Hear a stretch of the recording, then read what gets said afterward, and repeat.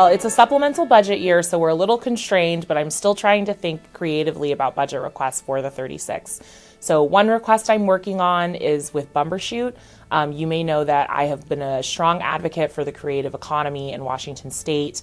I helped pass the bill last year to allow county councils to create small sales tax increases to fund cultural access and arts programs that were so important to me when I was young, and I know are going to be so important to the young people of our state. And King County Council actually has used that bill, that law that we passed last year, to create the Doors Open program in King County, which is going to bring $800 million a year for arts and cultural access programs, free programs for students, for seniors, for folks in our county. So very excited about that.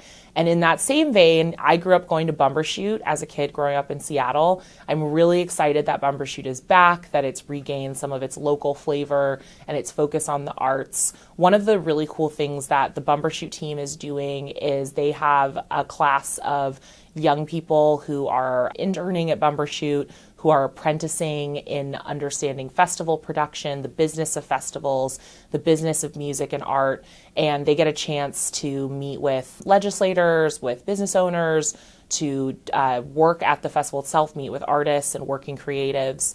I'm trying to get money to help fund that program this year. This was a request we put in last year that didn't get funded, so we're bringing it back again this year. And I'm really excited to support the growth of the Bumbershoot Festival, not just as an economic driver for the 36th and an economic driver for our creative community, which of course it is, but also a jobs program that helps grow the next generation of young people in something that they love and are passionate about and interested in. So I'm very excited about that project. I'm also helping to support a number of projects that are in the governor's budget having to do with our ferries. I know the ferry dock is not directly in the 36th, but many of you take the ferries, cherish the ferries as part of our heritage here in Washington State, and we're trying to support the transition to electric ferries, hybrid electric ferries that will be cleaner, that will be more reliable, that will service our communities for years to come. So as chair of the Maritime Caucus, I'm very excited to support that budget work and also the budget work to increase shore power plugins